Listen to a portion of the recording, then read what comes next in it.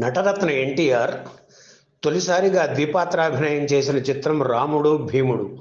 Suresh productions పతాకంపై రామానాయుడు నిర్మించిన మొదటి సినిమా ఇది. ఇందులో హాస్య జంట రేలంగి గిరిజలపై ఒక సిగరెట్టు పాట ఉంది. సరదా సరదా సిగరెట్టు, ఇది దొరల్ తాగుబల్ సిగరెట్టు అంటూ సాగే ఈ పాట థియేటర్లలో ప్రేక్షకులతో కేరింతలు కొట్టించింది.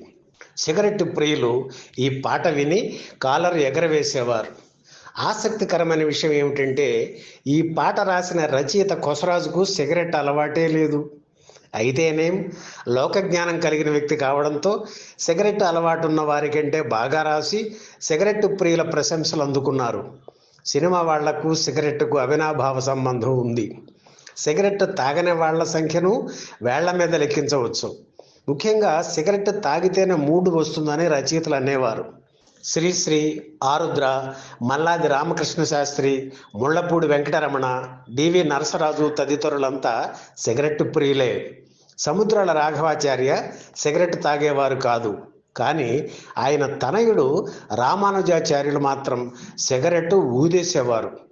పౌరాణిక చిత్రాలకు రచన చేస్తున్నప్పుడు భక్తిగా మడిగట్టుకుని, ఆయన రచన చేస్తున్నప్పుడు కూడా చేతిలో సిగరెట్ ఉండాల్సిందే. ఇదేమిటి పంతులు గారు అని ఎవరన్నా అడిగితే, అగ్ని సాక్షిగా రాస్తున్నానాయా అనేవారు.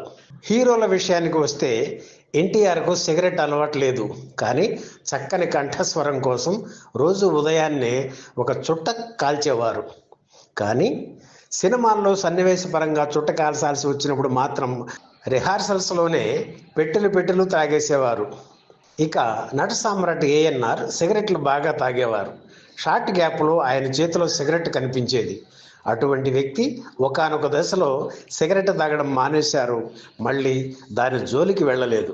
అక్కినేని ఓ సందర్భంలో సిగరెట్ ఖర్చు గురించి ఒక లెక్క చెప్పారు. సిగరెట్ ప్యాకెట్ ₹2 అనుకోండి. రోజుకి 4 ప్యాకెట్లు వేసుకోండి, అంటే ₹8. నెలకు ₹250. సంవత్సరానికి ఇలా ఓ 20 ఏళ్ళైనా సిగరెట్లు కాలుస్తాం కదా, అంటే రూపాయలు కూడా అలా కాలుస్తాం. అలా కాల్చకుండా ఉంటే ఆ డబ్బుతో ఒక చిన్న ఇల్లు కానీ స్థలం కానీ కొనుక్కోవచ్చు కదా. ఇది ఆ రోజుల్లో అక్కినేని అంచనా, ఆలోచన. జగ్గయ్య, రంగారావు, గుమ్మడి, ముక్కామల, రాజనాల వీళ్ళంతా ధూమపాన ప్రియులే.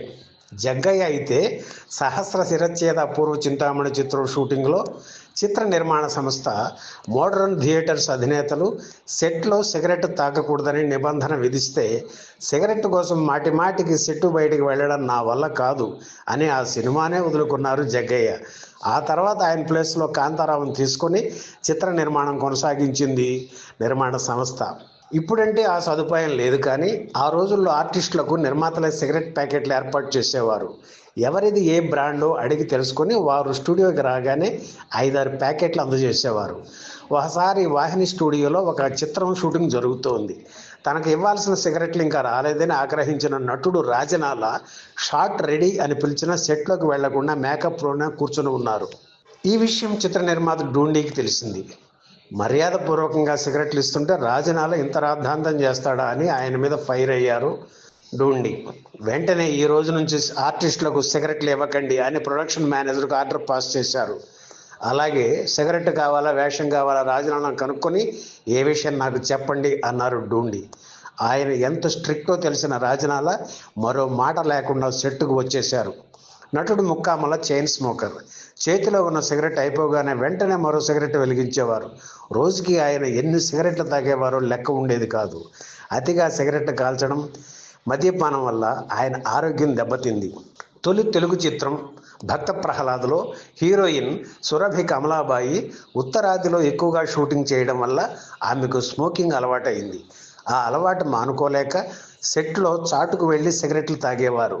అలాగే 90ల నాటి గ్లామర్ సంచలనం దివ్య భారతి కూడా సెట్లో అందరి ముందు సిగరెట్ తాగేవారు. యవ హీరోల్లో కృష్ణ కూడా సిగరెట్లు ఎక్కువగా తాగేవారు.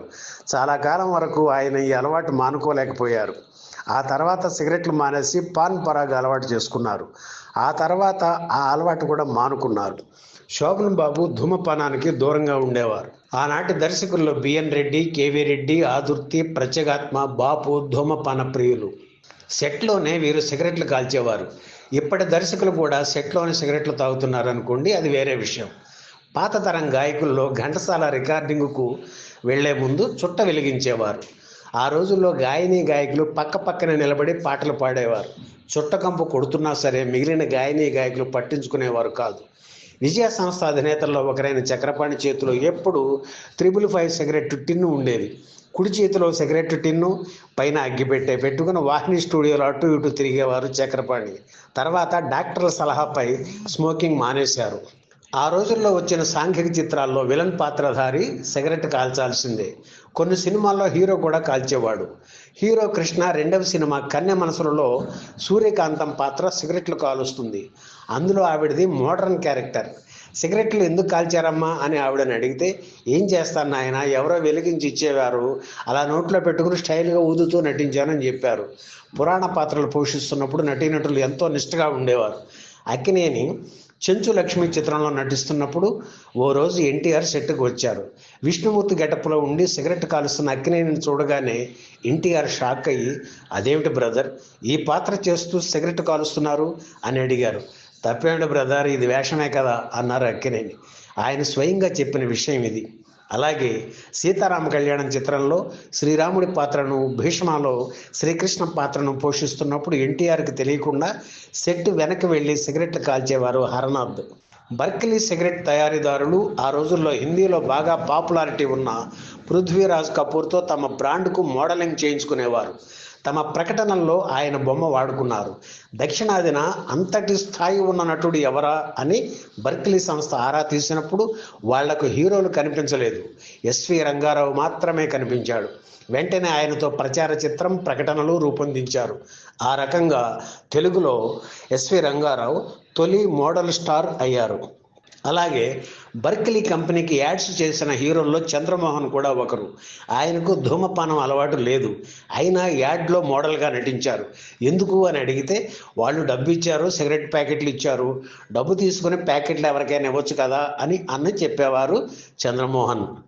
గతంతో పోలిస్తే ఇప్పుడు సెట్లో సిగరెట్లు తాగేవారి సంఖ్య బాగా తగ్గిపోయింది. యువ హీరోలు ఆరోగ్య నియమాలు పాటిస్తూ ధూమపానానికి దూరంగా ఉంటున్నారు. అయితే సిగరెట్లు, చుట్టలు కాల్చే దృశ్యాలు తెరపై వస్తున్నప్పుడు మాత్రం సిగరెట్ తాగడం ఆరోగ్యానికి హానికరం అని చూపించడం తప్పనిసరి అయ్యింది. ఈ వీడియో మీకు నచ్చితే లైక్ చేయండి, షేర్ చేయండి, వెంటనే సబ్స్క్రైబ్ కూడా చేయండి.